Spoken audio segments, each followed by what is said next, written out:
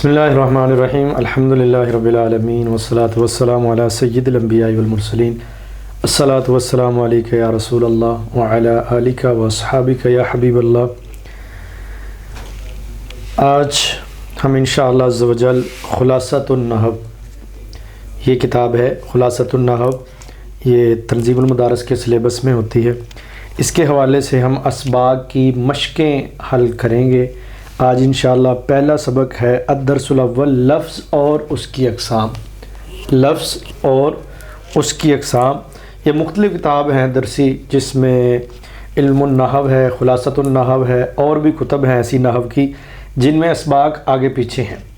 تو اس حوالے سے آپ ترتیب کو خود مد نظر رکھیے گا۔ میرے پاس جو کتاب ہے خلاصۃ النحو ہے، اس میں یہی ترتیب ہے۔ سب سے پہلا سبق جو ہے لفظ اور اس کی اقسام کے متعلق ہے، اور اس کی جو تمارین ہے، تمرین نمبر 2 اور تمرین نمبر 3، یہ آج انشاءاللہ پہلے سبق میں ہم حل کریں گے، اور جو تمرین نمبر 3 ہے وہ انشاءاللہ عز و جل کل کریں گے۔ تمرین نمبر 2 کی طرف آتے ہیں۔ وہ کہتے ہیں کہ غلطی کی نشاندہی کیجیے۔ میں نے یہاں پہ وہ نہیں لکھا، اس لیے کہ تمرین نمبر 2 لکھ دیا، آپ کو معلوم ہونا چاہیے۔ یہ اس حصے میں کمپلیٹ جو ہے 4 حصے، 4 پوائنٹ جو ہیں وہ تمرین نمبر 2 کے ہیں، مشق نمبر 2 کے۔ اس کے اندر کیا کرنا ہے؟ غلطی کی نشاندہی کیجیے۔ انہوں نے یہاں پہ لکھا پہلا کہ بے معنی کلمہ کو محمل کہتے ہیں۔ کتاب پہ جو لکھا ہے وہ لکھا ہے بے معنی کلمہ کو محمل کہتے ہیں، وہ غلط ہے۔ صحیح جو ہے میں نے یہاں صحیح لکھ دیے ہیں، غلط جو ہیں وہ کتاب میں لکھے ہوں گے، ان کی یہاں پہ کریکشن کر دی جائے گی۔ نمبر 1، بے معنی لفظ کو محمل کہتے ہیں، یہ بات یاد رکھیے گا۔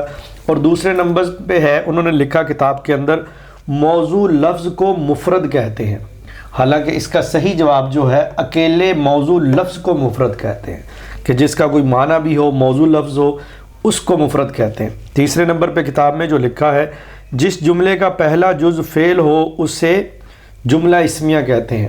جو جملہ فعل اور فاعل سے مرکب ہو، یا جس کی ابتدا فعل سے ہو، تو اس کو ہم جملہ فعلیہ کہتے ہیں۔ کتاب کے اندر جملہ اسمیہ لکھا ہے، وہاں پہ غلط ہے، یہاں پہ صحیح لکھا ہے تیسرے نمبر پہ جملہ فعلیہ۔ اور چوتھے نمبر پہ ہے کہ جس جملے کو سچا یا جھوٹا کہا جا سکتا ہو اسے جملہ انشائیہ کہتے ہیں۔ یہ کتاب کے اندر عبارت ہے۔ جو صحیح اور درست عبارت ہے وہ یہ ہے کہ جس جملے کو سچا یا جھوٹا کہا جا سکتا ہو اسے جملہ خبریہ کہتے ہیں، کیونکہ جب کوئی بات کہی جاتی سچ ہوگی تو بھی خبر ملے گی، جھوٹ ہوگی تو بھی خبر ملے گی، تو اس لحاظ سے اس جملے کو جملہ خبریہ کہتے ہیں۔ یہ ہماری تمرین نمبر 2، مشق نمبر 2 تھی۔ اب چلتے ہیں مشق نمبر 3، جس کے اندر انہوں نے پوچھا ہے مفرد اور مرکب الگ الگ کیجیے۔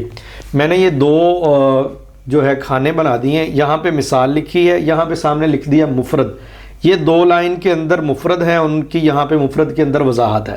اگلی سائڈ پہ آئیں گے تو مثال اس کی دی ہے، اور آگے مرکب اوپر لکھ دیا ہیڈنگ میں، اور نیچے اس کی وضاحت ہے۔ مثال سب سے پہلے ہم مفرد پڑھتے ہیں، الگ الگ الفاظ ہو جائیں گے، ترتیب وہاں پہ آگے پیچھے ہو سکتی ہے، لیکن میں نے الفاظ نکال دیے ہیں آسانی کے لیے۔ الحیاء، یہ مفرد موضوع لفظ ہے، یہ یاد رکھیے۔ الحیاء مرکب نہیں ہے، بلکہ ایک لفظ ہے اور یہ موضوع ہے، اور اس کو مفرد کہتے ہیں، اکیلے لفظ کو مفرد کہتے ہیں۔ اچھا، الرجاء، یہ بھی مفرد موضوع لفظ ہے۔ پھر ہے الصدق، یہ بھی مفرد موضوع لفظ ہے۔ اس کے بعد ہے چوتھے نمبر پہ الامانۃ، یہ بھی مفرد موضوع لفظ ہے۔ اور 5ویں نمبر پہ ہے الایمان، یہ بھی مفرد موضوع لفظ ہے۔